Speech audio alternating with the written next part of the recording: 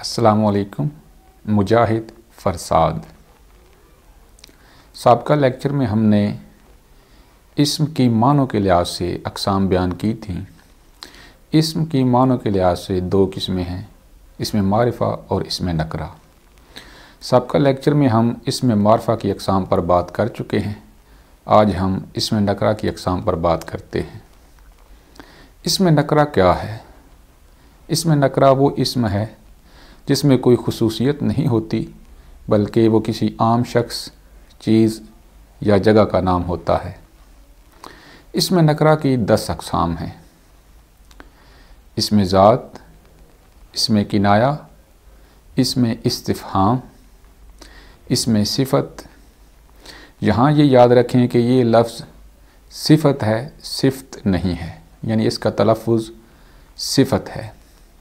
تو اسم صفت، اسم مصدر، اسم حاصل مصدر، اسم فاعل، اسم مفعول، اسم معاوضہ اور اسم حالیہ۔ اب ہم اسم ذات پر گفتگو کریں گے کہ اسم ذات کیا ہے۔ اسم ذات وہ اسم ہے جو کسی چیز، شخص یا جگہ کی اصلیت کو دوسری چیز یا شخص کی اصلیت سے الگ ظاہر کرے۔ اسم ذات کی 7 اقسام ہیں: اسم جنس، اسم آلہ، اسم ظرف، اسم صوت، اسم مصغر، اسم مکبر اور اسم جمع۔ اب ہم ان کی تفصیل دیکھتے ہیں۔ اسم جنس، جنس کے معنی ہیں جماعت، نوع، ذات، قسم۔ یعنی گھوڑا، لڑکا۔ گھوڑا حیوان ہے اور لڑکا انسان ہے۔ لڑکا اور لڑکی، لڑکی مؤنث ہے اور لڑکا مذکر ہے، تو یہ جنس کے لحاظ سے اسم ہے۔ دوسری قسم ہے اسم آلہ۔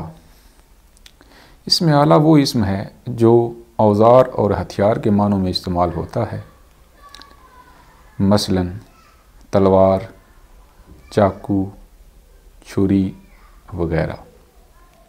کلب حسین نادر کا ایک شعر ہے: نہ خنجر اٹھے گا نہ تلوار ان سے، یہ بازو میرے آزمائے ہوئے۔ تو اس میں تلوار اور خنجر یہ اسم آلہ ہے۔ اس کے بعد اسم ظرف، یہ وہ اسم ہے جو وقت اور جگہ کو ظاہر کرتا ہے۔ اس کی 2 قسمیں ہیں: اسم ظرف مکان اور اسم ظرف زمان۔ اسم ظرف مکان یہ وہ اسم ہے جو مقام یعنی جگہ کو ظاہر کرتا ہے، مثلا اسکول، کالج، گھر وغیرہ۔ اور اسم ظرف زمان یہ زمانے کو یعنی وقت کو ظاہر کرتا ہے، جیسے صبح، شام، کل، آج، رات، دن، سیکنڈ، گھنٹہ وغیرہ۔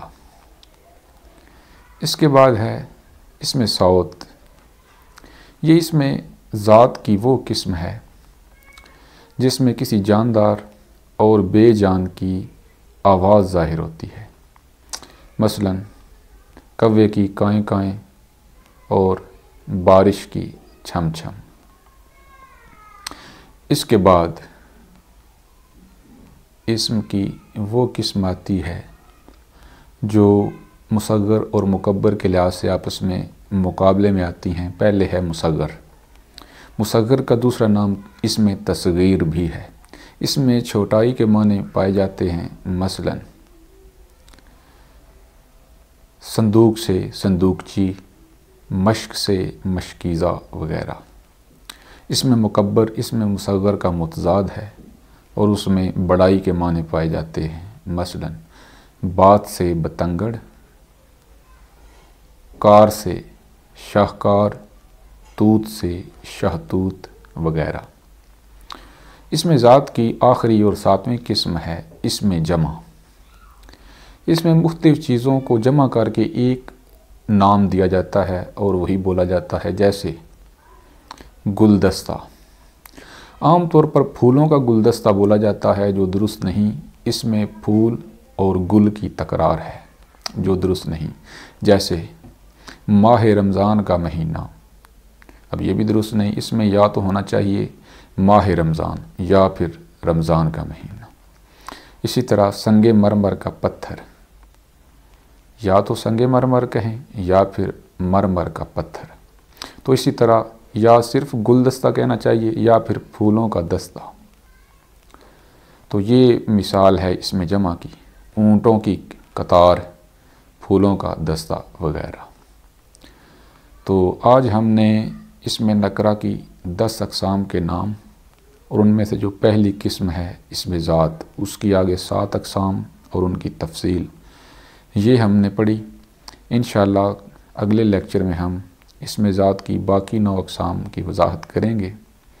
محنت جاری رکھیں، کیونکہ محنت انسان کو بالآخر کامیاب کر دیتی ہے۔